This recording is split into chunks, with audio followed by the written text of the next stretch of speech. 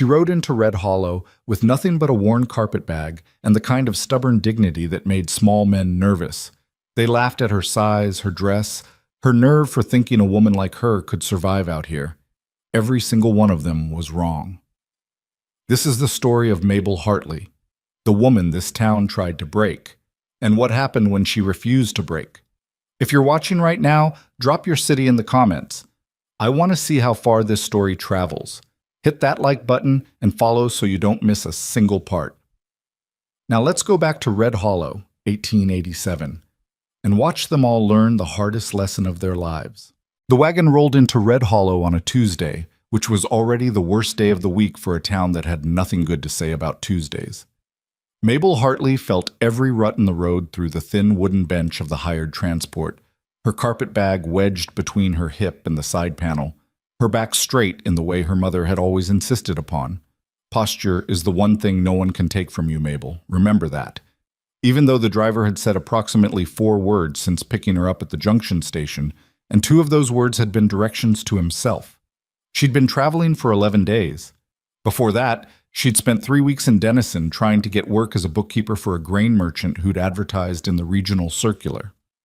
She'd shown up with her ledger certificates and her reference letters from 2 different businesses in Ohio, and the merchant had looked at her, really looked at her, the way men did when they were deciding something had nothing to do with her qualifications, and told her the position had been filled. It hadn't been filled. She'd seen the advertisement reprinted the following Thursday. Before Denison, there was Clarksfield.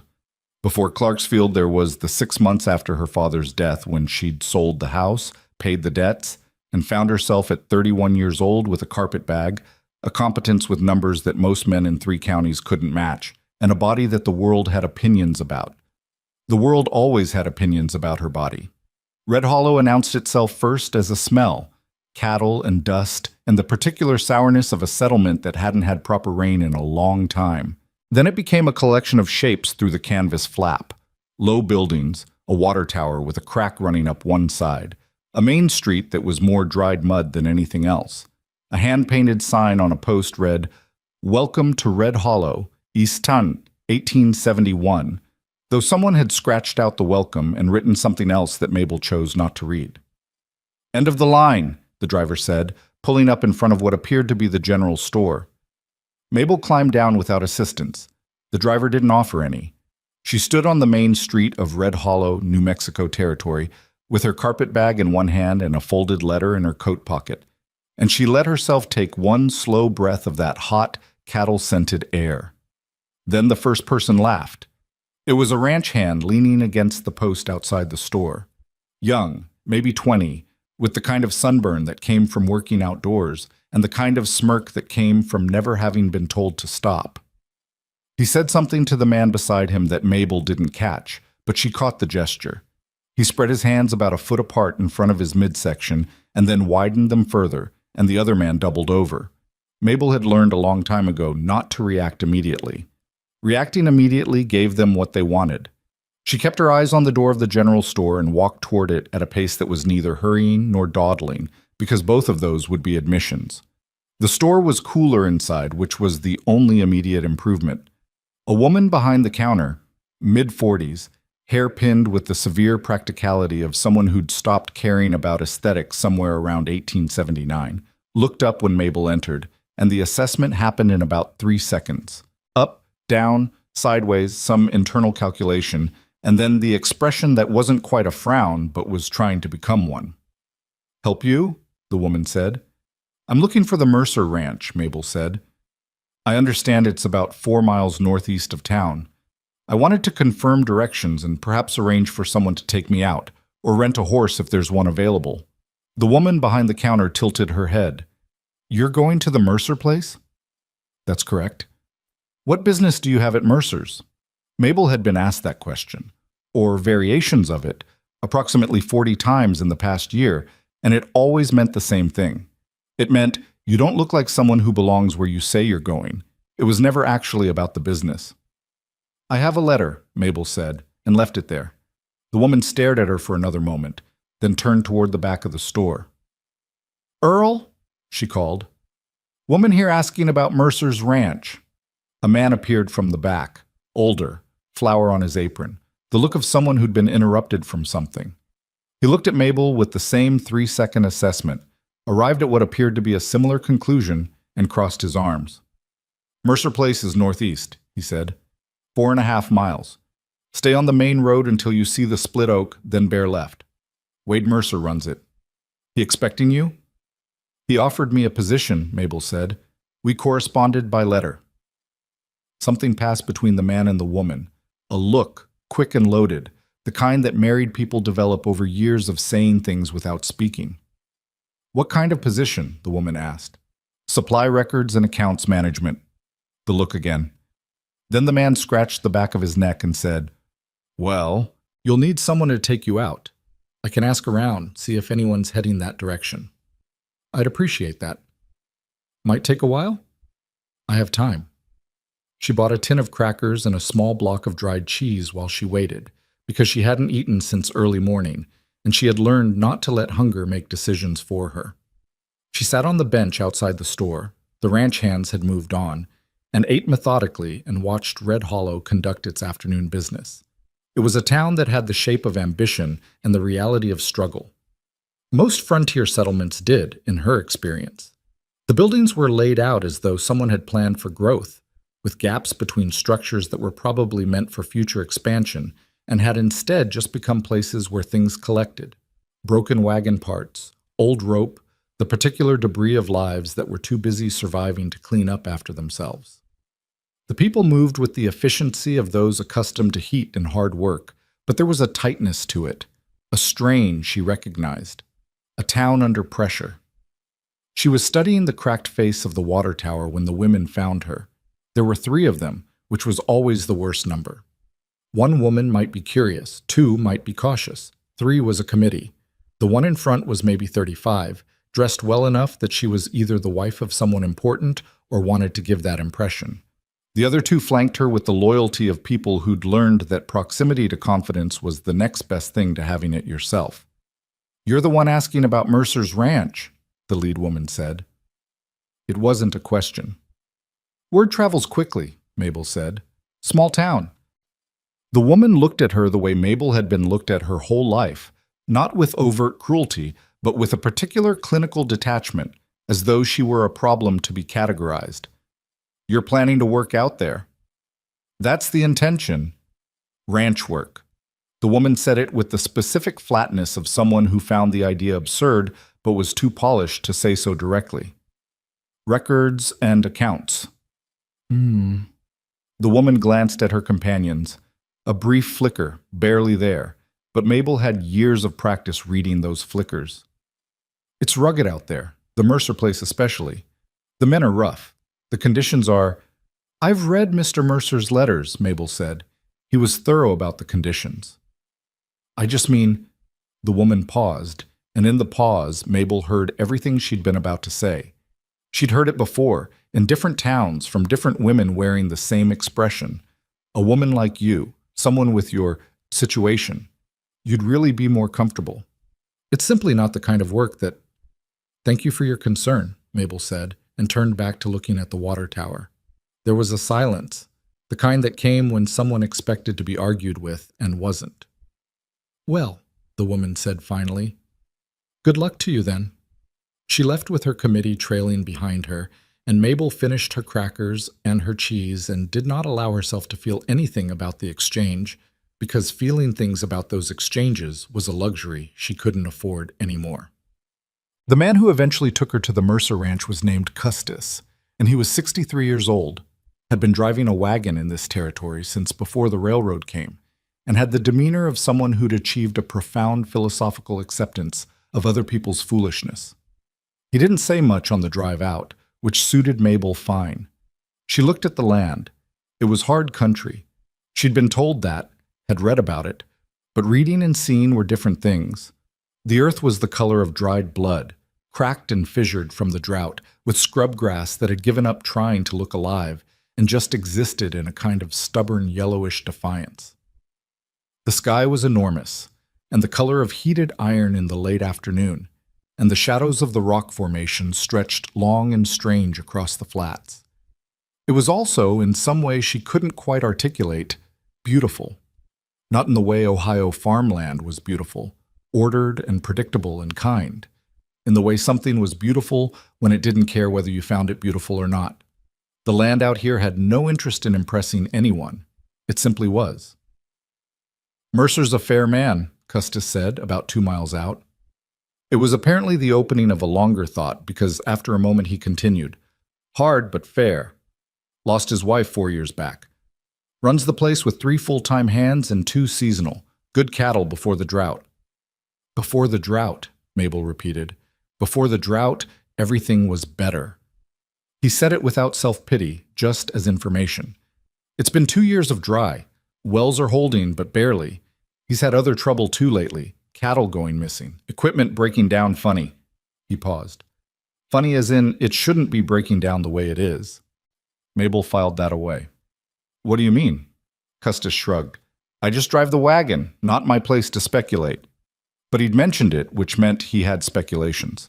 The ranch appeared as they came around a low ridge, a main house that was larger than she'd expected, solidly built from the same reddish stone as the terrain, with a covered porch running the full length of the front. Behind it, a barn and 2 outbuildings, a corral with maybe 20 head of cattle visible, and the whole thing surrounded by the kind of worked-over, dust-settled look that came from years of daily use. Standing on the porch was a man. He was watching their approach with the stillness of someone accustomed to reading things at a distance before they arrived. When Custis pulled the wagon up to the hitching post, the man came down the porch steps at a pace that was unhurried but not slow, the walk of someone who'd decided to meet something on his own terms. Wade Mercer was not what Mabel had assembled from his letters. His letters had been businesslike and direct, with the occasional dry aside that suggested wit kept under tight management. From this she'd constructed a picture that was more abstract than specific, competent, serious, not unkind. The man walking toward the wagon was maybe 38, lean in the way of people who work hard and eat practically, with a face that had been lived in rather than looked at, and eyes that were doing what Custis's eyes had done and what every other pair of eyes today had done. They were assessing her. The difference was that Wade Mercer's eyes didn't stop at the obvious assessment and start calculating dismissal. They kept going. Miss Hartley, he said. Mr. Mercer. He helped her down from the wagon, not with the elaborate courtesy that was its own kind of condescension, but with the practical efficiency of someone helping a person off a wagon, and accepted her carpet bag when she handed it down. Long journey, he said. 11 days from Ohio, she said, though the last leg was just from the junction. Custis treating you all right? He was fine company, Mabel said, and Custis, who was unhitching his horse and had thus far performed a masterful impression of a man who wasn't listening, made a sound that might have been a laugh. Wade Mercer looked at her for a moment with that same quality of attention she'd noticed. Not rude, not intrusive, just present in a way that most people looking at her weren't. And then said, Come inside. I'll show you where you'll be staying, and we can talk through what needs doing. The inside of the house was the inside of a working ranch house, and it showed. Not dirty, exactly, but lived in with the particular disorganization of a place where practical concerns had consistently won out over aesthetic ones. There were papers on the table, boots near the door, a coat on a hook that had about 4 other things also on it. The furniture was good and old and had probably been hauled here at some expense and was now serving its purpose without ceremony. The room she'd be staying in was small. A cot, a dresser with a slightly warped top drawer, a window that looked out over the eastern pasture. But it was clean and private, and after 11 days of shared accommodations, private felt like a luxury. The books are in the back office, Wade said from the doorway. I'll warn you, they're not in good shape. Last person I had managing them was my foreman's brother, and he had a different approach to record keeping than I would have preferred. How different? Some of the entries appear to have been made after the fact. Some of the numbers don't reconcile. I don't know if it was carelessness or something else. He said this carefully, the way someone said things when they had a suspicion they weren't ready to name. That's part of why I advertise specifically for someone with accounting experience. I'll need a few days to understand what I'm looking at before I can tell you what's wrong. Take the time you need. I just need to know where we stand. He paused. Supper's at 6. I'll introduce you to the men. The men at supper were three in number. Garrett, who was Wade's foreman, and had the broad, guarded face of someone who'd already decided to reserve judgment, but whose judgment was already forming. A younger hand named Dix, who couldn't have been more than 22, and who made the mistake of looking at Mabel when she sat down, and then immediately looking at Wade, and then immediately looking at his plate. And the oldest of them, a weathered hand named Burl, who had worked for Mercer for 6 years, and who looked at Mabel with the flatly neutral expression of a man who had seen enough strange things that nothing surprised him anymore. Wade introduced her simply. "This is Mabel Hartley. She'll be handling the supply records and accounts. I expect you'll treat her with the same respect you'd give anyone working this ranch." Garrett said, "Sure," which was the shortest word that could technically constitute agreement. Dick said nothing. Burl said, "Welcome," and meant it about 40%. The food was plain and sufficient. Beans, salt pork, cornbread that was slightly dry, coffee that was very strong. They ate largely in silence, the way working people ate when they were tired, and Mabel ate what was in front of her and did not try to make conversation, and watched. She watched the way Garrett kept glancing at Wade when he thought Wade wasn't looking. She watched the way Dix ate with the particular tension of a young man trying to seem like he wasn't aware of her presence, which meant he was extremely aware of her presence. She watched Burl, who ate with the efficiency of someone who'd been eating at working tables his whole life and had no opinions about who else sat at them. After supper, when Wade had stepped outside to check on something in the barn, Garrett leaned back in his chair and looked at Mabel with the directness of someone who'd decided pretending was more trouble than it was worth. "I'll be straight with you," he said. "Please," Mabel said. "We've had a rough stretch. Wade doesn't need extra complications right now. If you can actually do what he's paying you for, fine. If you're going to need looking after, that's a problem." "I don't need looking after," Mabel said. "Ranch isn't an accounting office," Garrett said. "It's hard living. Conditions aren't comfortable. We don't have time to—" "Mr. Garrett," Mabel said, and something in her voice made him pause, because she'd learned a long time ago that there was a particular tone, not loud, not aggressive, just absolutely certain, that worked better than almost anything else in these situations. "I grew up on a working farm in Ohio. I've managed accounts for a grain merchant and a small manufacturing concern. I've been traveling for 11 days and I haven't complained once, and I'm not going to start now. I didn't come here to be comfortable. I came here to work." She picked up her coffee cup. "So unless there's something specific you need from me tonight, I'm going to finish this coffee and then get some sleep so I can start on your records in the morning." Garrett looked at her for a moment. Something shifted in his expression. Not warmly, not yet, but the particular recalibration of a man who'd expected to run into a fence and found a wall instead. "Records are in the back office," he said. "Second shelf, left side. Ledgers go back 3 years." "Thank you," Mabel said. Dick stared at his coffee cup. Burl made a sound that was approximately half a laugh and went back to eating. The records were in worse shape than Wade had suggested. She spent the first morning just sorting, stacking ledgers in order, separating loose receipts from invoices, trying to establish what the organizational principle had been before concluding that there hadn't been one. By mid-morning, she had a rough picture of the chaos, and by early afternoon, she'd started the actual work of reconciling what was documented against what should have been documented. The numbers didn't add up in ways that were interesting. It wasn't just carelessness. Careless bookkeeping had a texture to it, random gaps, inconsistent categories, simple arithmetic errors. What she was looking at had some of that, yes, but underneath it there was a different pattern. Supply orders that were larger than the recorded deliveries. Equipment expenses for items that didn't appear in the actual inventory. Feed costs that didn't correspond to the size of the herd. The discrepancies were small, individually, but they went back almost a year, and collectively they amounted to something significant.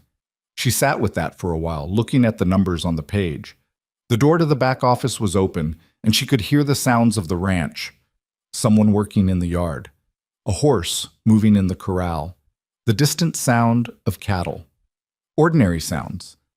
But something about what she was looking at made them feel less ordinary. She copied out the discrepancies into a separate notebook, her own, the one she'd bought in Denison for exactly this kind of work, and closed the ledger and went to find something else. The supply receipts were in a wooden box on the third shelf, bundled with twine that had mostly given up its job. She untangled them carefully and began laying them out in order. That was when she found the receipt that was dated in a month that had never happened.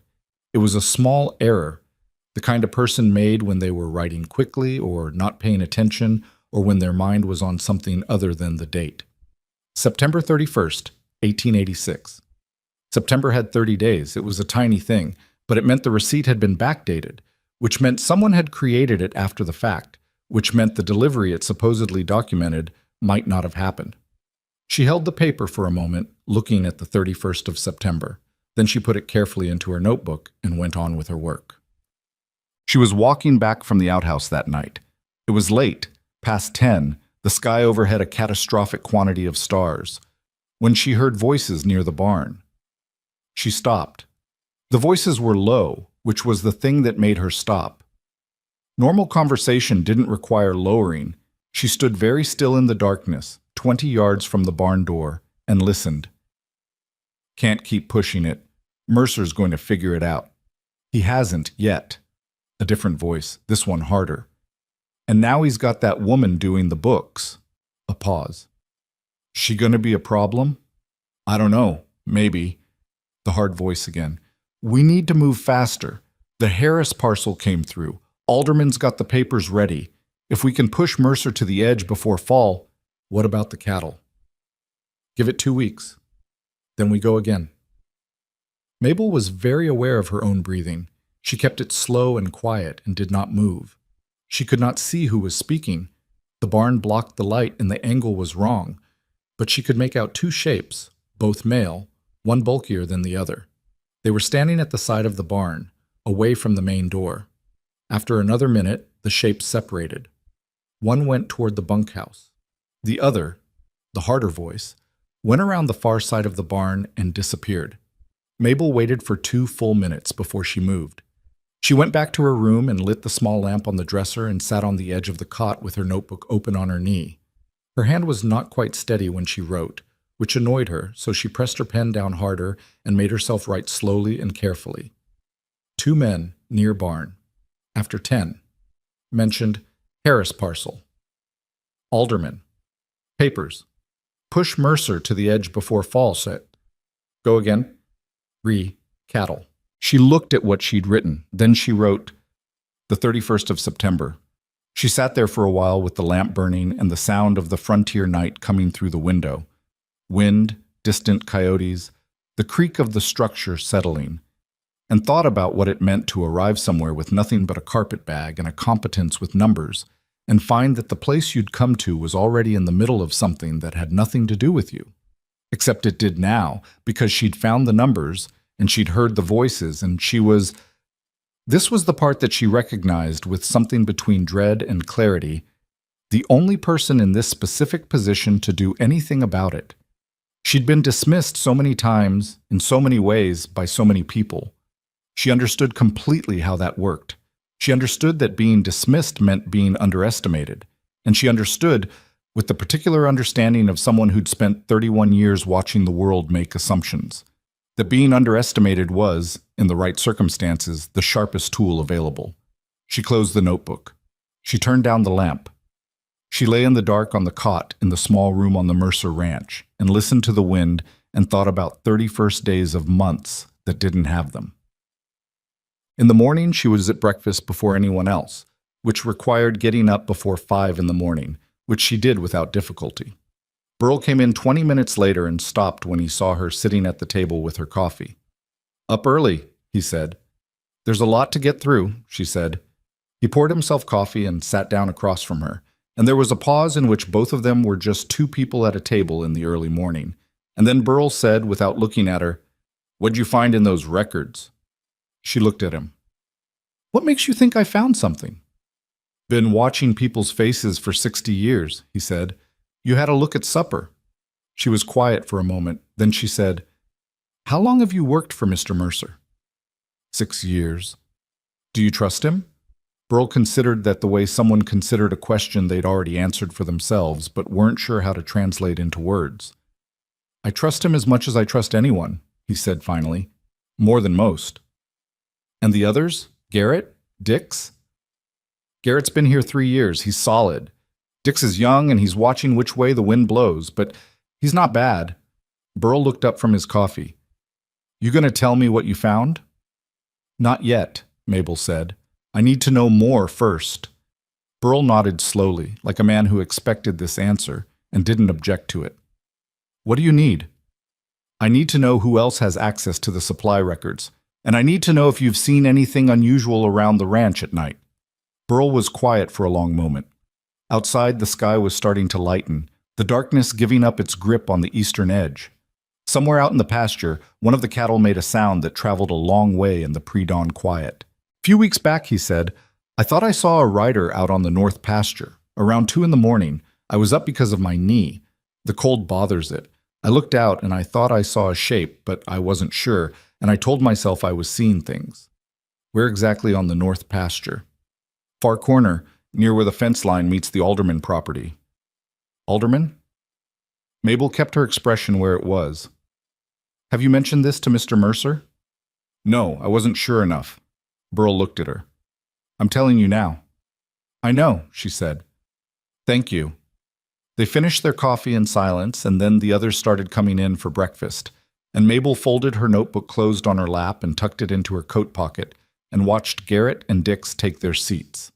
And she thought about north pasture fence lines and property papers, and a man with a hard voice saying, "Go again in the dark," outside a barn. Wade came in last, looking like he'd been up for a while already. There was hay on his coat and a tiredness around his eyes that was older than just this morning.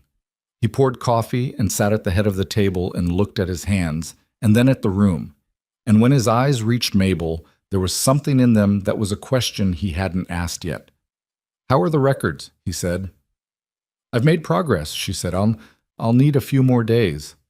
All right. I may have some specific questions for you. Come find me when you're ready. He ate. Garrett ate. Dix ate. Burl ate and did not look at Mabel, but his stillness had a quality that told her he was thinking about what she'd said.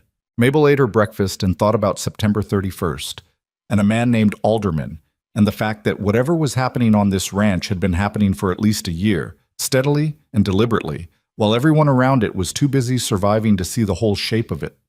She could see the shape of it. She reached for the coffee pot and refilled her cup and looked out the window at the pale, dry, enormous morning spreading across the territory. And she thought, I see it. That was the first useful thing she'd brought to the Mercer Ranch, and it hadn't required anyone's permission. 3 days into the records, Mabel had filled 14 pages of her notebook, not with summaries or general observations, with specific numbers, specific dates, specific discrepancies laid out in columns the way she'd learned to do it from her father, who'd kept the farm accounts for 20 years, and believed that a number written sloppily was a number that couldn't be trusted.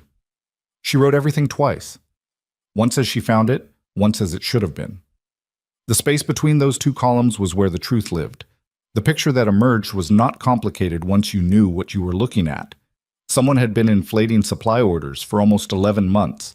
Feed, fencing materials, a water pump that was listed as delivered in March, but that Mabel had personally checked against the actual equipment on the property and could confirm did not exist. The overages were never large enough to be immediately obvious. $40 here, $60 there. Once, in August, $112. But across 11 months, against a ranch already bleeding from drought losses, it added up to just over $900 that had left the Mercer accounts and arrived somewhere that wasn't the Mercer Ranch. She found Wade in the North Corral on the 4th afternoon, working a young horse that wasn't convinced about the whole saddle situation. He was patient with it, not tender exactly, but patient, letting the animal move through its resistance without forcing, and Mabel stood at the fence for a moment watching him before she said anything. I need to show you something, she said. He looked over. The horse took advantage of the distraction to express an opinion about the saddle, and Wade brought his attention back to it and spent another minute getting it settled before he looped the reins around the fence post and came over. She handed him the notebook, open to the page where she'd laid out the total. He looked at it for a long time without speaking. His face did not do very much, which she'd come to understand was not the same as nothing happening behind it. $914, he said. Over 11 months. The discrepancies started last September. She paused. The same month your previous bookkeeper began. Harlan. Wade said the name flatly, like setting something down. He left in April, said he'd found work in Tucson. Did he tell you that himself? Garrett told me. Said Harlan had mentioned it. Wade looked at the notebook again. Garrett didn't know about this. It wasn't a question, but she answered it anyway. I don't think so. The entries were designed to look like normal operational variants. You'd have to be looking specifically for the pattern to find it. But you found it. I was looking for it, she said. Your letter suggested the numbers weren't right. I came prepared to look. He handed the notebook back. His jaw was tight in a way that had nothing to do with the horse. Is there more? She told him about the receipt dated September 31st. She told him about the pump that wasn't there. She did not yet tell him about the voices at the barn, because she had only fragments, and she'd learned that presenting fragments to people who were already under pressure tended to produce reactions that made the fragments harder to work with. I need to ask you something, she said. Go ahead. Who is Alderman? Something changed in Wade's face. Not a big change, just a tightening around the eyes, a slight shift in the set of his mouth. Thomas Alderman. He owns the property east of mine, about 4,000 acres. He looked at her carefully. Why? His name came up in something I overheard, she said. Near the barn a few nights ago, 2 men. One of them mentioned Alderman, and someone named Harris, and something about papers being ready. Wade was quiet for a moment. A long moment. The young horse moved restlessly behind him, and he didn't look at it. Harris is James Harris, he said. He's been trying to buy my eastern pasture for 2 years. I've told him no twice. He and Alderman, they've been buying up land in this territory for the past 3 years. Small parcels mostly, ranchers who couldn't make it through the drought. He stopped. How many men? 2 voices, I couldn't see their faces. He nodded slowly. All right. He turned back toward the horse, then stopped. Mabel, this stays between us for now. I need to think. Understood, she said. She walked back toward the house and did not let herself look back at him, because she knew the expression she'd seen on his face, the specific expression of a man who'd been working hard to believe that the trouble around him was just bad luck, and had just been told it wasn't. The trouble with keeping something between 2 people on a working ranch was that a working ranch had approximately no privacy. By the following morning, something had shifted in the atmosphere. She felt it at breakfast, a quality of attention from Garrett that was different from his usual guarded neutrality, attention in the way he and Wade exchanged words about the day's work that was clipped even by their standards. Dix noticed it too and responded by becoming very quiet, the way young men did when they sensed that something was happening above their current rank. Mabel went back to the records and kept her head down and listened. She heard Garrett and Wade in the yard around mid-morning, their voices carrying through the window she'd propped open against the heat. I'm just saying, Garrett said, if someone's been in the books, it's not just a bookkeeping problem. Somebody on the inside had to know what to order, how to route the invoices. I know that, Wade said, so it could be anyone. Including you, Wade said, and there was nothing cruel in it, just the flat logic of the situation. Including Burl, including Dix, I'm not accusing anyone, I'm just pointing out that I know. A pause. Then Garrett, with the tightness of a man who doesn't like being included in a suspect list but understands he can't argue his way off it, and you trust her to figure it out. She already figured it out. That's why I trust her. Another pause. Longer. All right, Garrett said. She heard his boots on the dirt as he walked away. She looked back at her ledger and thought about the particular weight of being discussed as though you were a variable in someone else's problem, and then she thought about the 31st of September and decided that the feeling could wait. The cattle went missing on a Thursday. Not all of them.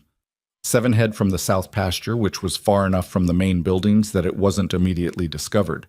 It was Burl who found the cut fence line at around noon, and the way he came back to report it, straight-spined, face-controlled, told Mabel before she heard the words that it was not a small thing. Wade's reaction was quiet and terrible, in the way of a man who had been waiting for something and finally had it arrive. He and Garrett rode out immediately, and Dix went with them. Mabel stood on the porch with Burl and watched them go. Second time, Burl said. She looked at him. There was a first time? 3 weeks before you came. 4 head, different pasture. We figured it was a fence failure. Animals wandered. His voice was dry with the retrospective understanding of a man who now knew better. Wade reported it to the county as a loss. That's how you do it normally, but now it's a pattern, Mabel said. Yeah. She went inside and pulled the supply ledgers again. She wasn't looking for the same thing this time, so she was looking for the timing. She found it within the hour. The supply overcharges had increased significantly in the 3 months before the first cattle incident. Someone had been building up funds somewhere, pulling money from the ranch through the books, and then shifting to a more direct method. The fraud in the accounts was a slow bleed. The cattle was a faster one. 2 different mechanisms working toward the same end, a ranch that couldn't stay solvent. She sat back in the chair and looked at the ceiling.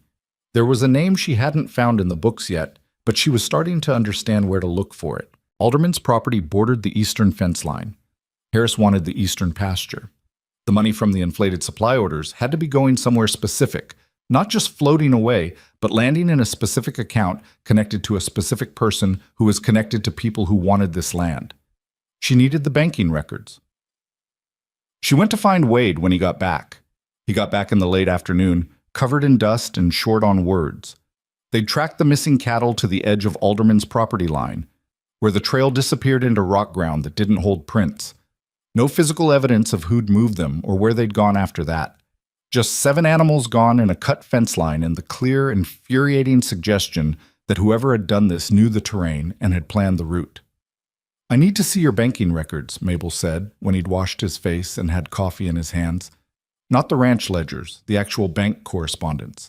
Deposit receipts, transfer records, anything from the territorial bank going back 18 months. Why? Because the money from the supply fraud had to go somewhere. If I can trace where the payments actually ended up, I can connect the fraud to whoever's coordinating it. Right now I have evidence of a crime, but I can't prove who benefited. The banking records might give me that.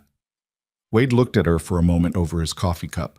There were new lines around his eyes that hadn't been there a week ago, or maybe she was just noticing them now. They're in the lockbox in my office, he said. I'll get them for you after supper. Garrett had walked in halfway through this and was standing by the stove with his arms crossed. You think you're going to find names, he said, not to Mabel, to Wade. I think it's worth looking, Wade said. Garrett looked at Mabel then. A different look than she'd gotten before. Still guarded, still reserved, but with the particular quality of a man reassessing the weight of a thing he'd previously underestimated. What do you need from me? He said. She'd been about to say nothing, out of habit, because saying nothing had been her default for so long that it came automatically. But she stopped herself. I need someone to watch the south pasture fence line after dark, she said. Not to intervene, just to note if anyone comes near it. Times, directions, how many. Garrett looked at Wade. Do it, Wade said. Damned. The banking records were worse in one way and better in another. Worse. The transfers were documented in the kind of deliberately obscure language that told her whoever had set this up had done it before, or had help from someone who had. Supply payments routed through a middleman company, Frontier Consolidated Provisions, that she could find no other record of.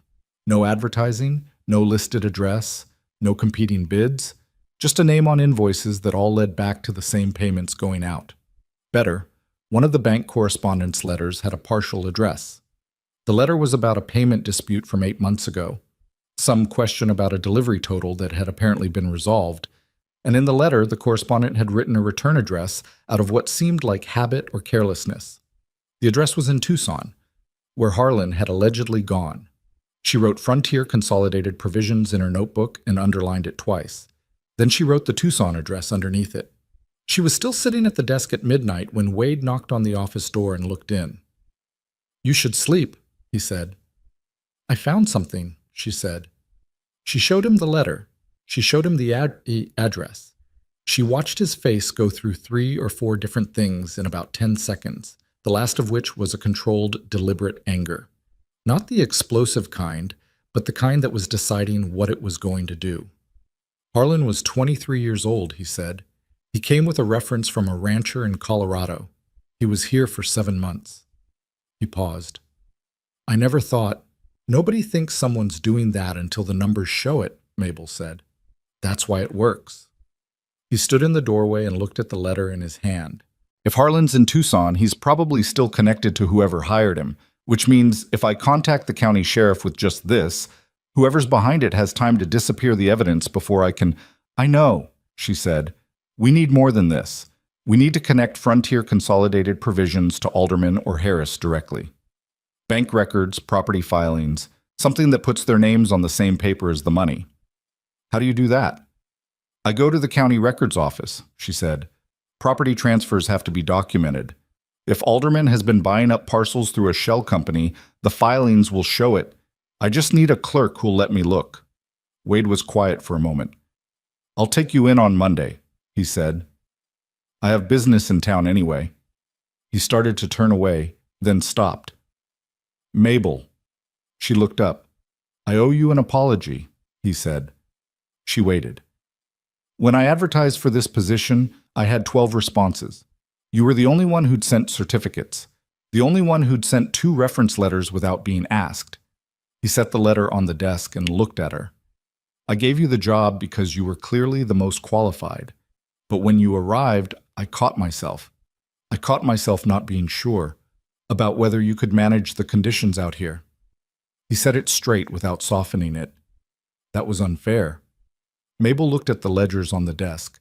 She thought about what it cost a man to say a thing like that, and what it meant that he'd said it anyway. Thank you for telling me, she said. It won't happen again. No, she said. It won't. He left, and she went back to her notebook. And outside the window, the dry wind moved across the territory, and the night was enormous and dark. And somewhere out on the south pasture, Garrett was watching a fence line. And somewhere in Tucson, a man named Harlan was probably sleeping soundly, with no idea that in the small back office of the Mercer Ranch, a woman who'd been underestimated her entire life was drawing the map of what he'd done. She wrote until 2 in the morning. Then she put down her pen, rolled her neck, and let herself notice that her back hurt, and her eyes were tired, and the lamp was low on oil. She was not discouraged. That was the thing about this kind of work. The harder the problem, the more clearly it revealed its own shape, if you were patient enough to look. And Mabel Hartley had been patient for 31 years. She was very good at it by now. She closed the notebook and turned down the lamp and listened to the frontier dark and thought about Monday. Monday didn't come. On Sunday night, the storm rolled in from the southwest with the particular speed of bad weather that had been building for days and had finally stopped pretending it wasn't coming. By 10 o'clock, the wind was hitting the ranch house hard enough to rattle the window frames. And by midnight, the lightning was close enough that the intervals between flash and thunder had stopped mattering. Mabel lay on her cot and listened to the storm work itself up and thought about the county records office and the property filings and the name Frontier Consolidated Provisions, and told herself that one day's delay was not the end of anything. Then she heard the horses. Not the ranch horses. They were in the barn, and the barn sounds were familiar to her now, just a low, unhappy shifting in the storm noise. These were different. Hoofbeats on the north side of the property, multiple animals, moving with a purpose that had nothing to do with the weather driving them. She was out of her cot and had her boots on in under a minute. The hallway was dark. She moved through it to the window at the end that faced north, and she looked out, and through the rain and the intermittent white crack of lightning, she saw them. 4 riders on the edge of the north pasture, moving fast toward the south, toward the herd. She did not stop to think about whether this was her business. She had stopped having that particular hesitation sometime around the second night of watching the supply ledgers. She went to Wade's door and knocked hard. "Riders," she said. "North pasture, heading south. At least 4. She heard him come awake and move in about 3 seconds flat. His door opened and he was already pulling on his coat. "How many?" "4 that I saw. There may be more." He moved past her toward Garrett's room, and she went back to her own room and pulled on her coat and her hat, and stood there for exactly 1 moment thinking about what she was about to do and whether she had any business doing it. The moment passed. She went out. The yard was chaos in the rain. Wade and Garrett saddling horses in the barn, Dix running for the corral, Burl appearing from somewhere already with his rifle in hand, and the storm overhead making everything louder and darker and more complicated than it needed to be. "Stay here," Wade said when he saw her in the barn doorway. I know where they're going, she said. Mabel, there's a canyon about 2 miles southeast. Barrel Canyon. I saw it on your survey map. It's the only place within riding distance where you can hold cattle without them scattering. If they're taking the herd, that's where they'll push them. She had looked at that survey map a dozen times. She knew the property the way she knew the ledgers, by the logic of its structure. If you ride straight south, you'll miss them. You need to arc east first. Wade looked at her in the bad light of the barn, rain hammering the roof. Behind him, Garrett had one boot in the stirrup and was watching this exchange with the expression of a man who was recalibrating something. You're not coming, Wade said. I'm not asking to, she said. I'm telling you which way to ride. He held her gaze for half a second, then turned to Garrett. East first, then south. Barrel Canyon. He put his foot in his stirrup. Mabel went back to the house. She stood in the hallway for about 45 seconds. Then she went to the study, took the survey map off the wall, and looked at it in the lamplight. Barrel Canyon had 2 entrances. Wade would come from the west because that was the faster route from the ranch. The eastern approach was longer, came through rougher ground, and would take someone on foot or a single horse about 30 minutes in the dark and rain. It was also, according to the survey markings, where the canyon's only high ground was, a rock shelf about 40 feet up the eastern wall that overlooked the canyon floor. She looked at the map for another 10 seconds. Then she took the lamp, put it down, and went back out into the rain. Burl was still in the yard. Where's your horse? She said. He looked at her. In the barn, where I left it. I need it. You need... He stopped. He looked at her the way he'd looked at her that first morning over coffee. The look that was calculating the weight of a thing. Where are you going? East approach to Barrel Canyon. There's high ground on the eastern wall. Someone needs to see what's happening in there before Wade rides in blind. That's a 30-minute ride in the dark in a rainstorm, Burl said. I know. You know how to ride in this kind of country? I grew up on a farm in Ohio, she said. I've ridden in worse weather. That was not entirely true, but it was close enough. Burl looked at her for another moment, and then he said, The roan. She's steadier in storms than the others. And take this. He held out his rifle. She looked at it. I'm 63 years old, he said. I'm not going to be useful to you up on that rock shelf. Take it. She took it. Pass up. The roan was, as advertised, steady. Mabel was not precisely steady herself. The rain was coming sideways by the time she cleared the ranch property, and the ground was slick in the way that ground became slick when it hadn't seen water in months, and then was suddenly presented with too much, and she could see approximately 15 feet in any direction.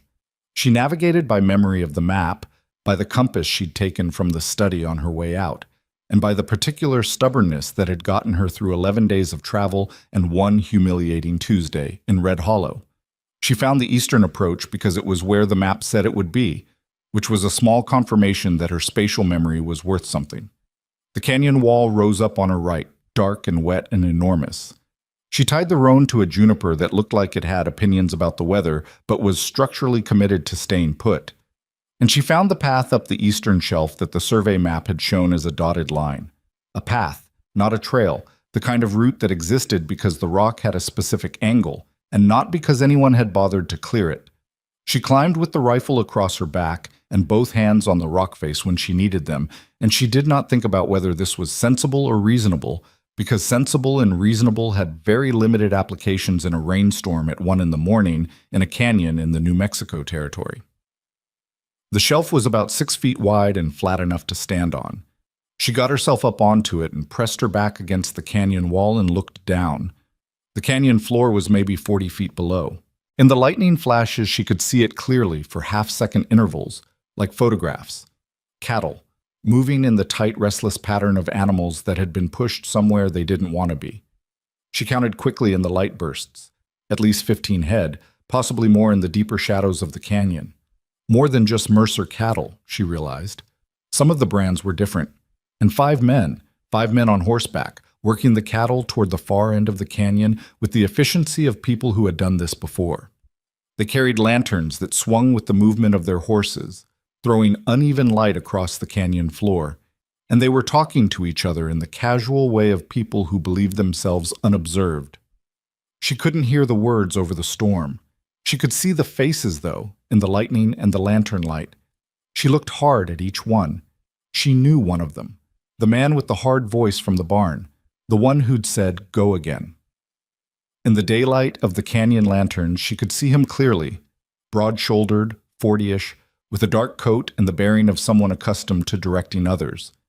She didn't know his name, but she had seen him once before, on the street in Red Hollow, the day she'd arrived, standing outside the bank talking to the man from the store. The other four she didn't recognize, but one of them, she noted, was young, 20, maybe 21, and was handling the cattle with the nervous efficiency of someone doing something they weren't entirely sure about. She shifted on the shelf and her boot dislodged a small piece of rock. It was not a large piece. It was not loud, even in the relative quiet of a canyon. But one of the men below looked up, not toward her specifically, just upward, the reflex of someone who'd heard a sound from above, and in the lightning flash that followed his eyes scanned the eastern wall. She pressed herself flat against the rock. The moment stretched. Wind, rain, the low bawling of the cattle. Then the man below said something to the others and turned his horse back toward the herd. She breathed out. She needed to get back down, not away. She needed to get down to the canyon floor, to the eastern entrance, which was where Wade would not be coming from, and she needed to do something she hadn't fully worked out yet. Because the problem with being on a rock shelf 40 feet above a situation was that you could see everything and do nothing, and the specific thing she could see was that when Wade came through the western entrance, he would find 5 armed men who had been at this long enough not to panic easily. She looked around the shelf. There was a crack in the canyon wall, running from about 10 feet to her left down to the canyon floor, not wide enough to climb through, but wide enough that sound would travel. And about 30 feet further along the wall, where the shelf angled back, she could see what looked like a secondary path down. She moved along the shelf carefully, very carefully, because the wet rock had no patience for overconfidence, and found the secondary path, which was generous in its description but was technically a series of irregular ledges that a person could negotiate if they were both motivated and willing to accept that some of this would involve controlled falling. She got down in about 12 minutes. One of those minutes involved a moment where her left hand let go of a handhold before her right hand had a proper grip on the next one, and she dropped about 4 feet onto a ledge that was maybe 2 feet wide, and she stood there shaking for a count of 3 before she kept going. At the bottom, she was on the eastern canyon floor, 20 yards from the herd and the 5 men who didn't know she was there. She had Burl's rifle. She had, after a moment of internal accounting, a plan that was not so much a plan as a series of improvised decisions that she was going to have to make very quickly. She moved along the canyon wall, staying in the deep shadow where the lantern light didn't reach, until she was maybe 15 feet from the nearest man, the young one, who was at the edge of the group and whose horse was facing away from her, close enough to hear them now. "Storm's going to slow them down," one of the men was saying. "We should have had an extra hour." "We've got enough time," said the hard-voiced man. "Alderman's men will be at the north crossing by 3. We just need to hold them here until—" He stopped, because Mabel had stepped out of the shadow and put herself in the direct light of his lantern. The silence lasted about 2 seconds. 5 men and 5 horses all looked at her at once, and the thing about that particular silence was that it had a quality of total absurdity to it. A large woman in a soaked coat and a dripping hat, standing in a canyon in the middle of a thunderstorm, holding a rifle. "Who the—" one of the men started. "My name is Mabel Hartley," she said, and her voice came out steady, which was the most surprising thing that had happened to her all night. "I'm employed by Wade Mercer, whose cattle you are currently holding in this canyon, and I need you to understand something. Lady, you need to put that—" "I've been in your books," she said, to the hard-voiced man specifically, because she'd seen his reaction when she said Mercer's name, a particular stillness that told her he understood exactly who she was. "Frontier Consolidated Provisions, 11 months of supply fraud. I have the banking records and the correspondence and the forged delivery receipts, and I know the Tucson address." She watched his face.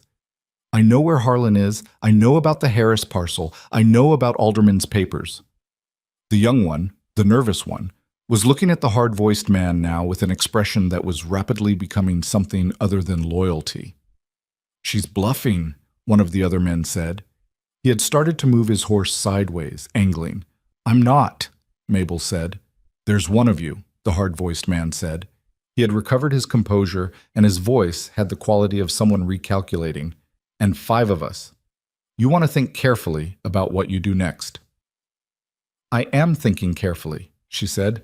"I'm thinking that if something happens to me in this canyon, there's a locked box in the back office of the Mercer Ranch with copies of everything I just described, along with a letter I wrote 3 days ago addressed to the county sheriff's office and the Territorial Land Bureau.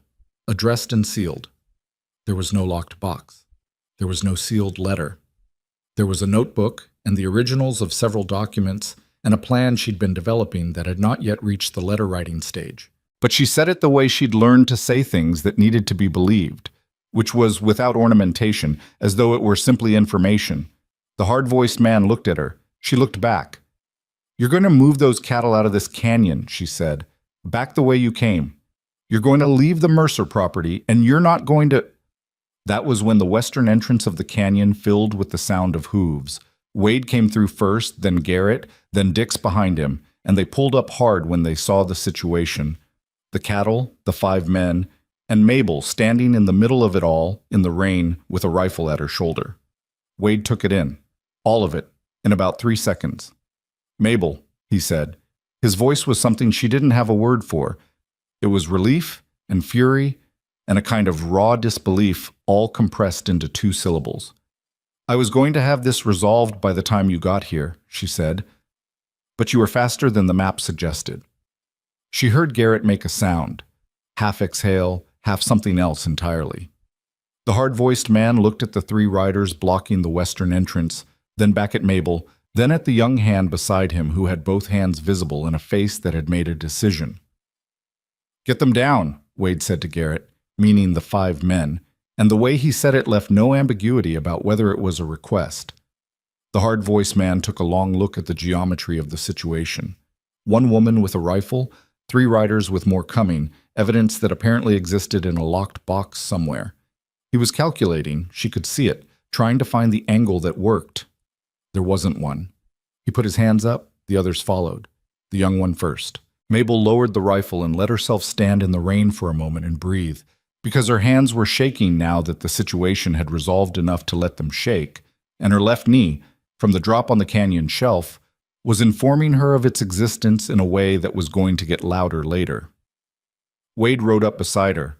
He looked down from the saddle, and she looked up at him, and the rain came down on both of them, and he said, with the controlled intensity of a man who had just found a thing he hadn't let himself look for yet, "Are you hurt?" "My knee," she said. "Nothing serious." "You came through the east approach." "The western entrance only has 1 high point," she said. "The survey map was very clear about that." He looked at her for another moment, the lantern light moving over his face, and said nothing. But the nothing had a particular quality that she noted and set aside for later, because Garrett was calling out from across the canyon floor, and there were 5 men to secure and a herd to sort, and the storm was not showing any intention of stopping. She started toward the cattle. "Mabel?" She turned. "You said there was a locked box," he said, "with copies." She met his gaze. "I said what I needed to say." Wade looked at her for a moment, and then something happened at the corner of his mouth that wasn't quite a smile but was in the neighborhood. "We'll talk about that later," he said. "Yes," she said. "We will." She turned back toward the canyon floor, toward the work that still needed doing, and did not let herself think about later until there was nothing left that had to be done right now.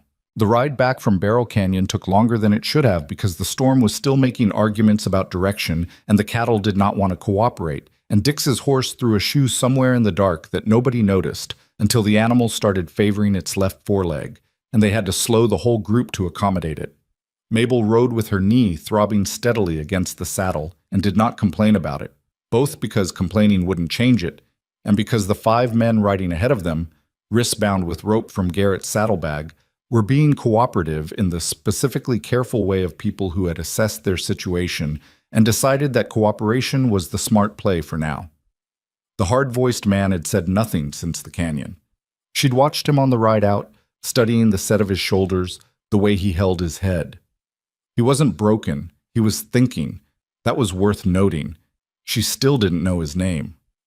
"The one in the dark coat," she said quietly to Burl, who had met them at the canyon entrance on a borrowed horse from the barn, apparently having decided that 63 and a bad knee was still more useful than staying home. "Do you know him?" Burl looked ahead at the line of riders. "Ray Connell," he said. He runs the land office in town, deputy registrar for the county." She looked at him. "I know," Burl said. "I recognized him when we came through the entrance. I've been thinking about it since." A deputy land registrar. The man who would have access to property transfer documents.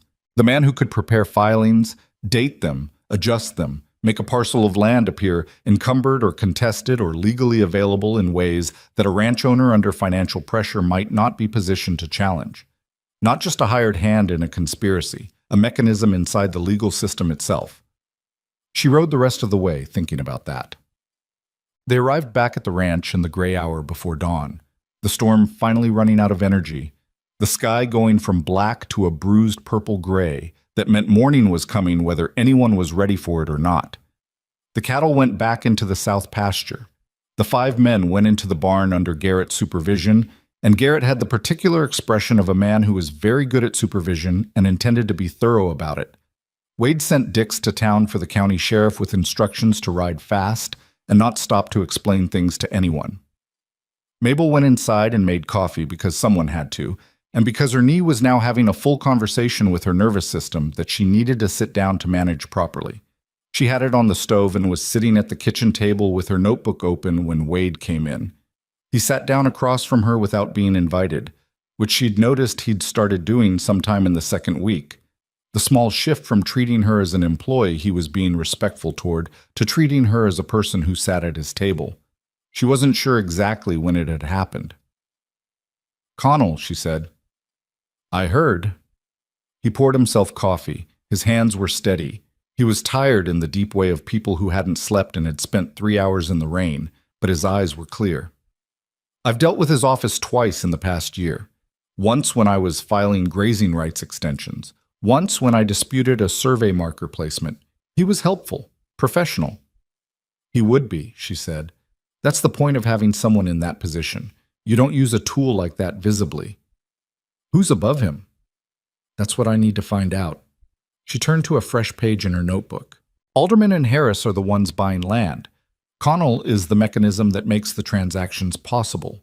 The fraud in your books was the financial pressure to force a sale. But this isn't 3 men who happen to want the same things. This is organized. Someone coordinated it." "You think there's someone behind Alderman?"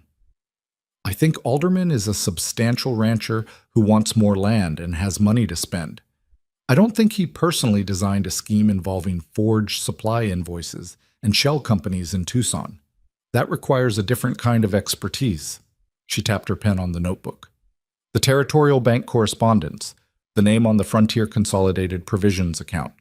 I couldn't read the full signature on the letter, but I copied what I could." She pushed the notebook across the table. He looked at where she'd written it. A partial name, the first 3 letters clear, and the rest trailing into an ink smear. Ald, not Alderman. The letters were wrong for Alderman, but something close. "Aldred," Wade said. She looked up. "Martin Aldred," he said slowly. "He's a land attorney. Works out of Santa Fe, sometimes Tucson. I met him once, maybe 4 years ago, at a territorial cattlemen's meeting. He was there representing a client in a water rights dispute." He paused. "I didn't like him." "What kind of didn't like him?" "The kind where you can't point to a specific thing. He was polite, he was smart. He knew the law better than most people in the room." Wade set down his coffee cup. "He had a way of looking at land like it was a ledger entry." Mabel wrote Martin Aldred, land attorney, Santa Fe/Tucson in her notebook and underlined it. "If he's the one who structured Frontier Consolidated Provisions, there will be incorporation filings. Attorneys leave tracks in documents, even when they're trying not to. That's the nature of their work. Everything has to be written down somewhere." "You still want to go to the county records office?" "More than before." He nodded. He was quiet for a moment, looking at his coffee cup. Outside, the sky was getting lighter in the slow way of mornings after storms, tentative, like it wasn't sure the storm was actually done. "That thing you said in the canyon," he said, "about the locked box." "I know." "There wasn't one." "No. You stood in front of 5 armed men in the dark and told them a thing that wasn't true." "I told them a thing that needed to be true," she said. "There's a difference." She looked at him steadily. "And then I made it true this morning. There is now a sealed letter on the third shelf in the back office, addressed to the county sheriff and the Territorial Land Bureau, with copies of the key documents attached. I wrote it before I came to make coffee." Wade looked at her for a long moment. "When did you sleep last?" "Thursday," she said. "Mostly." He made a sound that was either exasperation or something that had given up on being exasperation. "Eat something," he said. "I'll start on the rest." The county sheriff arrived by mid-morning, a heavy-set man named Price, who had the face of someone who'd been doing this job long enough that nothing should surprise him, but who was clearly working to maintain that impression as Garrett walked him through the barn and he got his first look at the 5 men and recognized Ray Connell. Mabel watched from the yard. She watched Price's face go through its adjustments, watched him look at Connell for a long moment, watched Connell look back with the calculated composure of a man who'd already decided on his strategy. Then she went to find Price before he'd finished his barn tour. "Sheriff," she said. He turned. He looked at her the way everyone in Red Hollow had looked at her, with the brief assessment that preceded the actual engagement, but there was something professional in him that moved through it faster than most. "You'd be Miss Hartley. I have documents," she said. "Supply ledgers, banking correspondence, forged delivery receipts, and a partial identification of the shell company used to route the fraud. I also have a name, Martin Aldred, land attorney, that I believe will appear in the incorporation filings for Frontier Consolidated Provisions, which you can access through the territorial records in Santa Fe." She handed him the sealed notebook she'd been carrying. "This is a full account of what I found and how I found it, with the original documents attached where possible. The copies are in the office at the ranch." Price took the notebook. He looked at it, then at her. "You put all this together yourself?" "I'm employed as the ranch's accounts manager," she said. "It's my job to understand where the money went. And the events in the canyon last night. I can give you a complete account. I'd prefer to do that somewhere dry, if it's possible." The questioning took 2 hours. Price was thorough. She gave him that. He went back over details twice, 3 times, asked about specific documents and specific conversations, and when she gave him the September 31st receipt, he held it for a long time and then put it carefully in his own case with the particular reverence that people showed objects that were going to do a lot of work. When it was done, he looked at her across the kitchen table with an expression that was doing something complicated. "Miss Hartley," he said, "in 20 years of this work, I've had maybe a handful of witnesses who could document a case this clearly. The numbers were there," she said. "I just wrote them down in the right order. It's more than that, and you know it." He closed his case. "Connell's going to claim he was acting on behalf of a client within legal parameters. Alderman and Harris will say they were conducting legitimate business transactions. Aldred, if your identification is correct, will have a lawyer before I can get to Santa Fe." He paused. "This is going to be a longer process than a single arrest." "I know," she said. "But you have the documentation, and you have Connell, and if he decides that cooperating is better than protecting people who will absolutely let him take the largest share of the consequences, you'll have more." Price looked at her. "You think he'll turn?" "The young one will turn first," she said. "The one on the bay horse. He wasn't comfortable in that canyon. Then Connell will calculate whether the people above him are worth protecting." She met the sheriff's eyes. "They won't be." The arrests happened over the following 3 days. Connell, the 4 men from the canyon, and by Thursday a warrant had gone to Santa Fe and the territorial marshal was involved, which expanded things considerably and meant that the story of what had happened at Barrel Canyon was no longer just a Red Hollow matter. Word reached town ahead of the official proceedings, the way word always did in small places. By Tuesday afternoon, when Wade brought Mabel into Red Hollow to give her formal statement at the sheriff's office, the main street had the particular quality of a town that was in the middle of revising something it had been certain about. She felt the eyes. It was different from the eyes on her first day, which had been assessing and dismissive and had the comfortable certainty of people who knew where they stood. These eyes were unsettled, uncertain. The ranch hands outside the hardware store watched her walk past with something that wasn't quite shame, but was in its vicinity. The woman from her first day, the one with the committee, was standing in front of the dressmaker's shop when Mabel passed, and she did something that Mabel had not expected. She nodded. A small thing, one head dip, but it was real. Mabel nodded back and kept walking. Inside the sheriff's office, she gave her statement. It took another hour. Afterward, as she was putting on her coat to leave, one of the deputy's clerks, a young woman, maybe 20, with ink on her fingers, stopped her in the doorway. "I heard what you did," the girl said. "In the canyon." "A lot of people were in the canyon," Mabel said. "That's not what I heard." The girl looked at her with the directness of someone who hadn't yet learned to soften the edges of her own observations.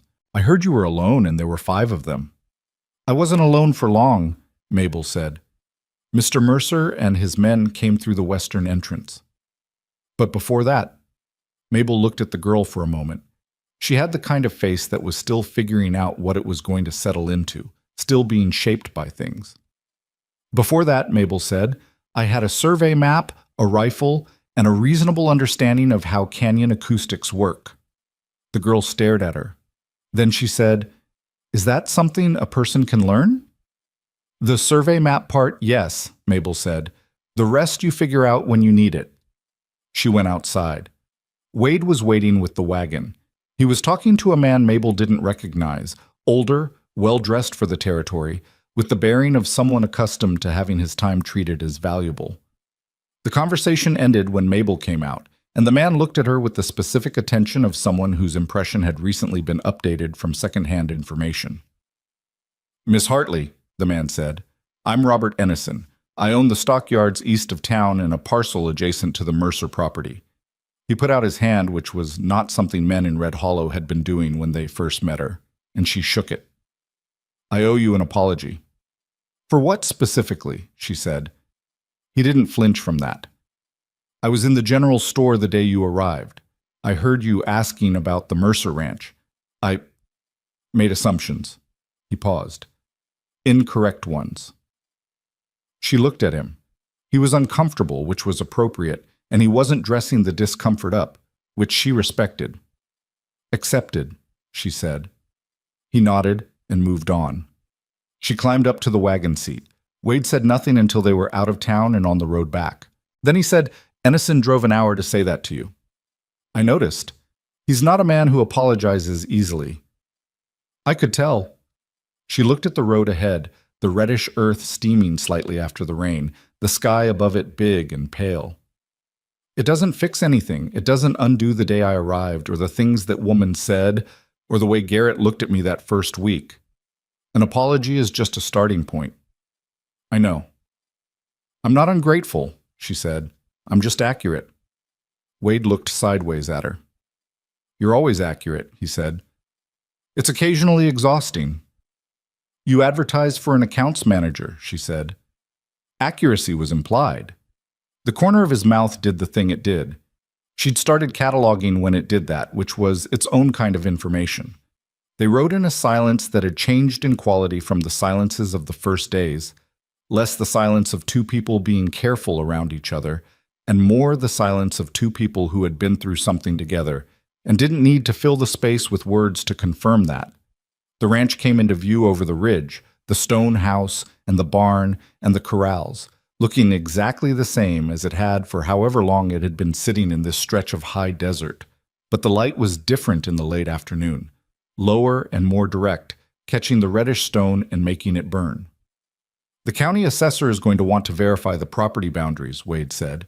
"With Connell facing charges, every filing he processed in the past 3 years is going to be reviewed. That's going to take time." "I can help with that," Mabel said. "I know you can." He slowed the horses as they came down toward the gate.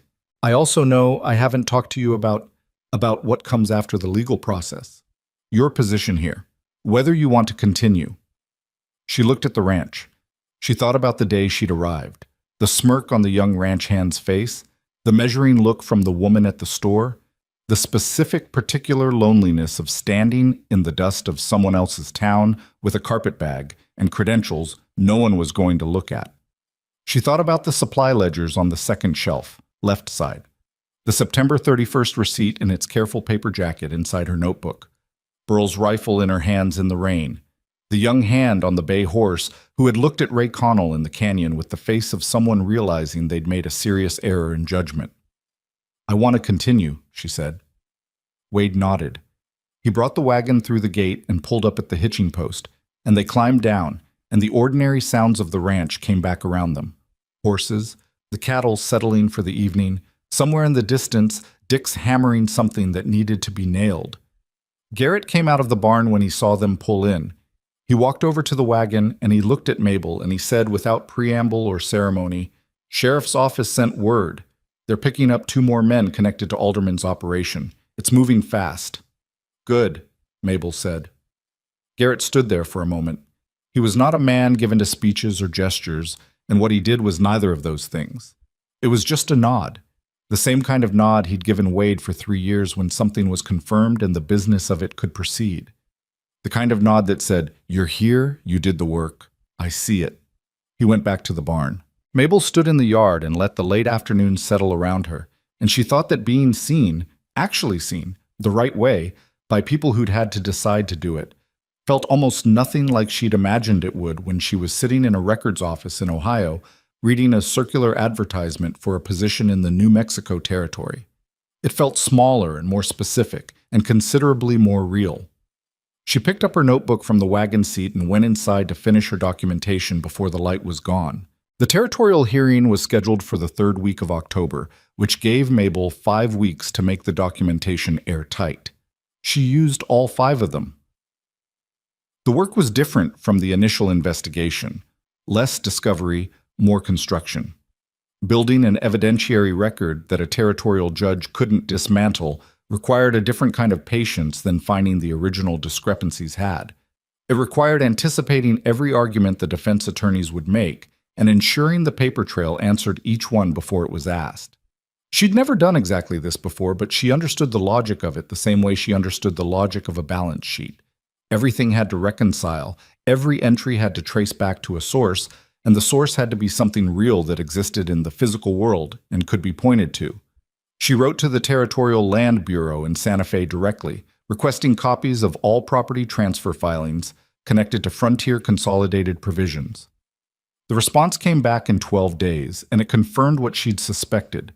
Martin Aldred's name appeared on the incorporation documents as the registered agent, listed under a variant spelling, Aldred, that was either a clerical error or a deliberate obfuscation. She spent 2 days comparing the handwriting on those documents against the handwriting on correspondence in the Mercer banking records, and found 3 letter forms that matched consistently enough to note. She was not a handwriting expert. She said so plainly in the documentation, but she noted the comparison and attached examples and let the record speak without overstating what it contained. Sheriff Price came to the ranch twice during those 5 weeks. The second time he brought a territorial marshal named Horace Vane, who was a lean, unhurried man from Albuquerque, with the careful eyes of someone who'd learned to read people by the way they managed paperwork.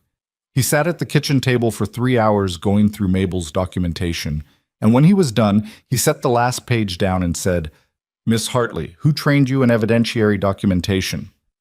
"My father kept farm accounts," she said, "and I read everything I could find about how financial fraud cases were prosecuted.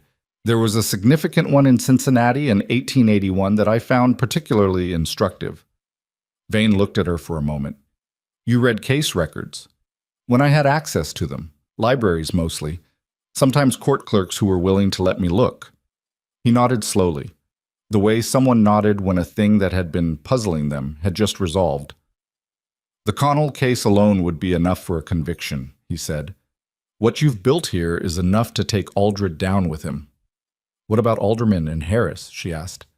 "They'll settle." His voice was dry. "Men like that always settle. They'll pay restitution, they'll lose the parcels they acquired through the fraud, and they'll have a very uncomfortable few years. But they won't see a cell." He paused, and she saw something in his expression that was honest in its discomfort. That's the law as it operates in practice, not as it's written. I'm sorry for it. She'd known that was likely.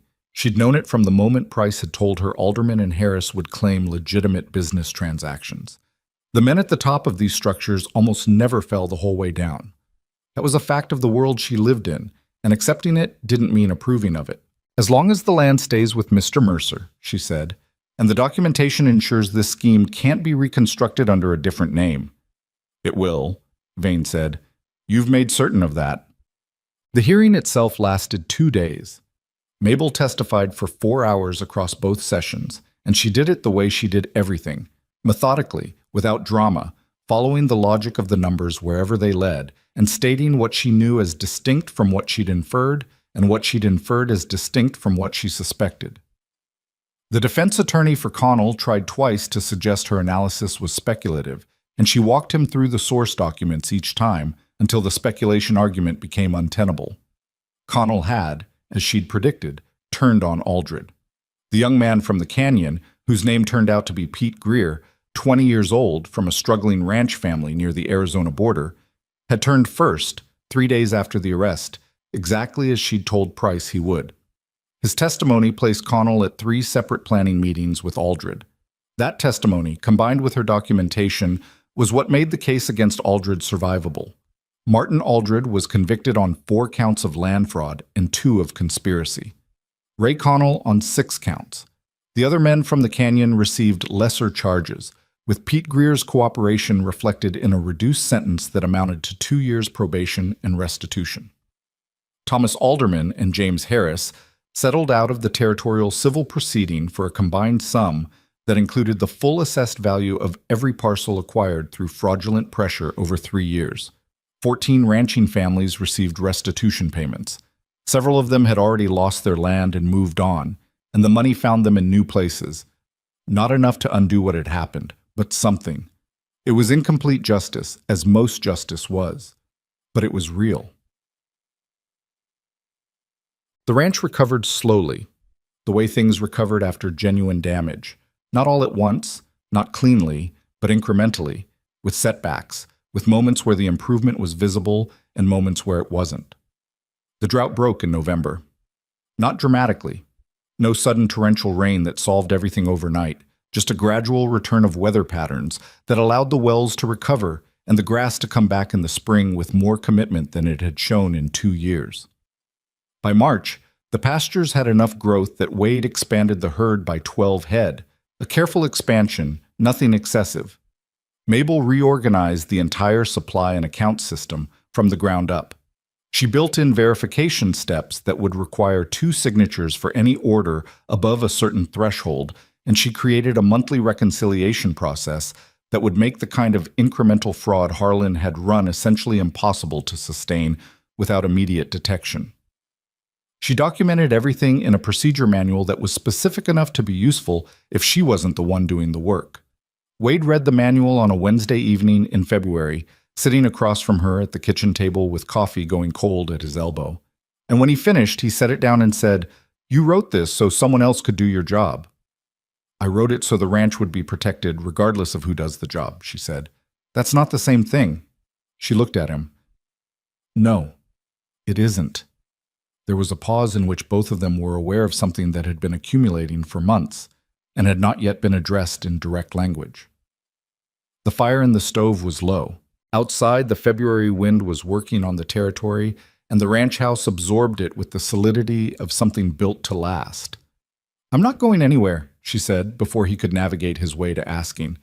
"In case that's what you're trying to work out how to ask."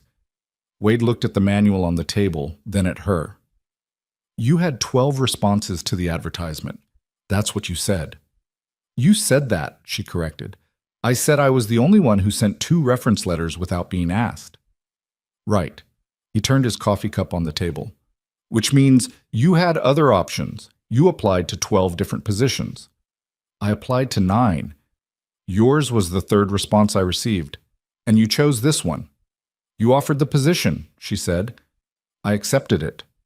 "Mabel." He said her name the way he'd said it in the canyon, with that same compressed quality. Not loud, not theatrical, just carrying a weight that came from being meant. I'm not asking about the position." She looked at him for a moment. He was not a man who found this kind of conversation easy. She'd understood that from the way he communicated, the letters that were businesslike with dry asides, the direct speech that occasionally had to work up to the thing it actually wanted to say. She could make this easier for him. She'd spent 31 years making things easier for people in order to justify her presence. She didn't do that this time. "Then ask what you're actually asking," she said. He looked at her steadily. "Do you want to stay? Not as the accounts manager, as here, this place, with me in it." It was not elegant. It had none of the construction of a man who'd rehearsed it. It was just a question from a person who needed to know the answer. "Yes," she said. He nodded once, and something in the set of his shoulders changed in the small way of a person who has been holding attention and has just been given permission to put it down. He picked up his coffee cup and found it cold and went to the stove to warm it, and she looked down at her notebook and found she was not actually reading what was written there. "For what it's worth," he said at the stove with his back to her, "it was never about. I never looked at you the way this town looked at you." "I know," she said. "I mean, from the beginning." "I know, Wade." She paused. "You looked at me like you were trying to figure out what I was capable of. That was different." He turned. "Is that better?" "Considerably," she said. Yeah. Spring came, and with it the kind of work that had no drama in it. Fencing, planting, expanding, the daily accumulation of a ranch rebuilding itself after hard years.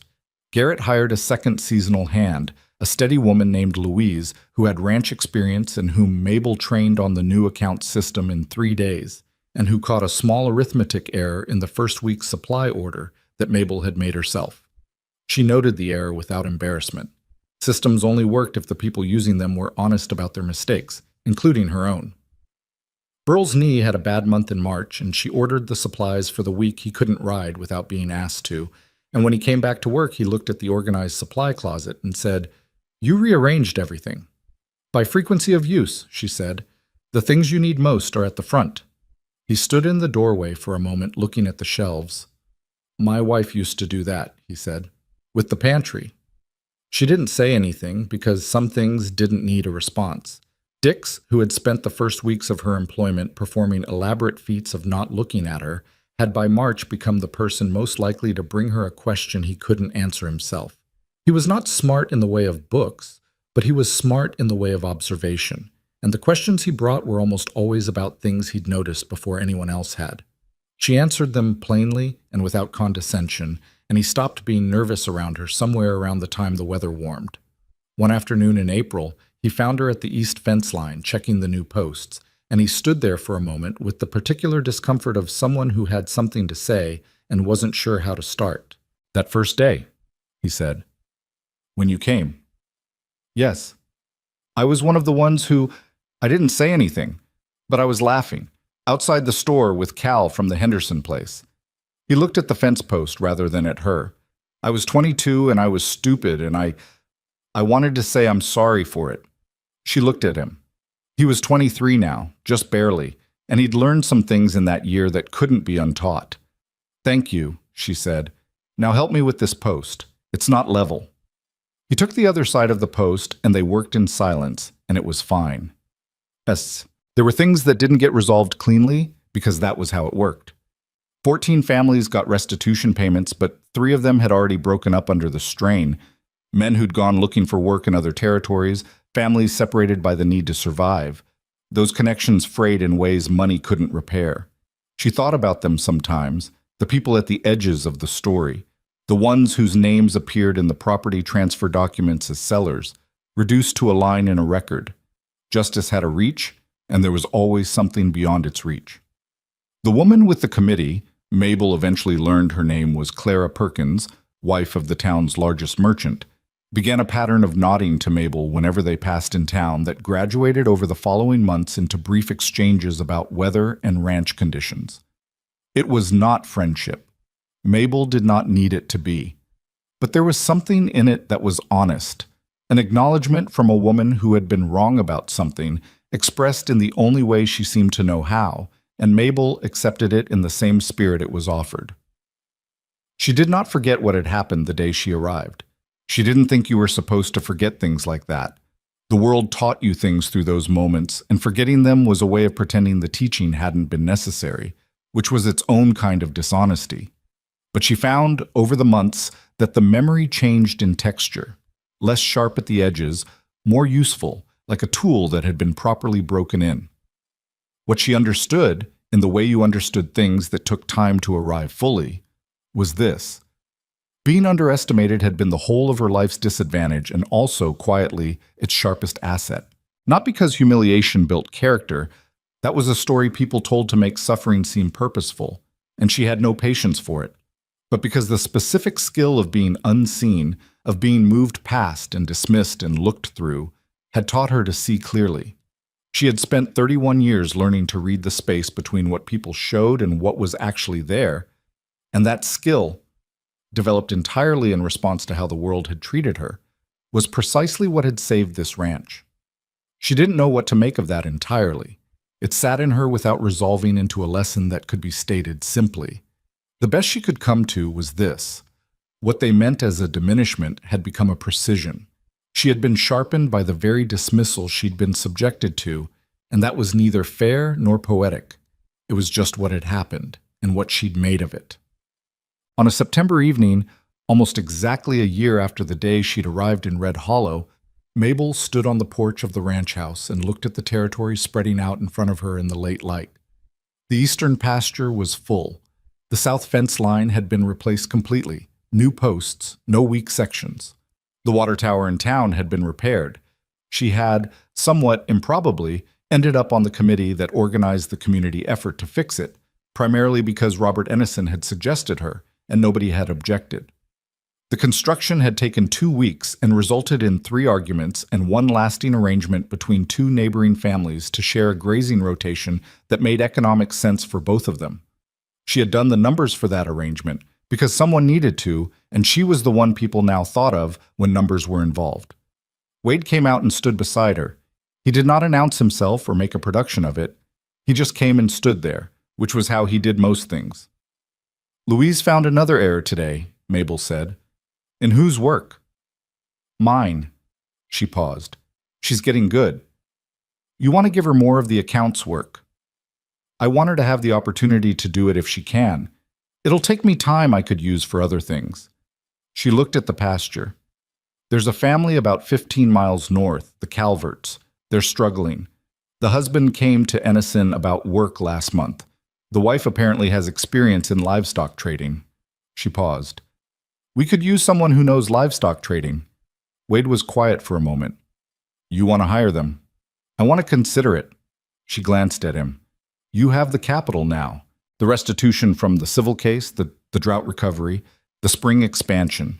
You could support one more family's wages if the work returned value. And you've done the numbers on that. I always do the numbers first." He made the sound that wasn't quite a laugh. They stood in the evening quiet, and the light went from gold to copper, to something darker, and the cattle moved in the pasture below with the unhurried ease of animals that had been well kept. "I want to marry you," Wade said.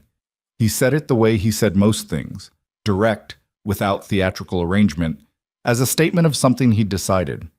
"I know that's a considerable thing to put plainly, but I found that being indirect with you is a significant waste of everyone's time." She looked at the pasture. She thought about the wagon into Red Hollow, and the smirk on the young ranch hand's face, and the committee of 3 women, and the mercantile owner who'd said the position was filled when it wasn't. She thought about 11 days of travel and a carpetbag and reference letters no one wanted to look at. She thought about the September 31st receipt, and the canyon in the storm, and the rifle in her hand shaking only after it was over. She thought about what it meant to arrive somewhere and decide to stay, not because the place had made her welcome, but because she'd made herself a place in it through the specific application of everything she was. And that was different. That was hers, in a way that couldn't be taken. "Yes," she said, "but I'm keeping the accounts." "I assumed," he said, "and Louise gets a proper wage increase when she takes on more work." "Agreed." "And the Calverts." "We'll talk to them next week," he said. She nodded. He put his hand over hers on the porch railing, and it was not a grand gesture. His hand was rough and warm, and it simply covered hers, the way practical things settled into their right positions when the work was done and the light was going and there was nothing left that needed to be argued. The territory spread out before them in the cooling dark, hard and dry and enormous and completely indifferent to both of them, which was, she had come to understand, exactly right. The land out here didn't owe anyone a welcome. It didn't soften for you or accommodate your expectations or apologize for being what it was. It asked only whether you were willing to do the work. She was. She always had been. That was the whole of it, really. The thing she could not have explained to the woman in the store, or the ranch hands with their smirks, or the merchants who'd told her the position was filled. Not a triumph, exactly. Not a story about how the underdog proved everyone wrong and was vindicated. Just a woman who knew what she was worth. In a place that had taken a year to figure that out, building something that would outlast the opinions of everyone who'd been so certain she couldn't. The stars came out, the way they always did out here, all at once, and without apology, flooding the sky until there was more light in it than dark. Mabel looked at them for a moment. Then she went inside to finish the quarterly accounts before morning.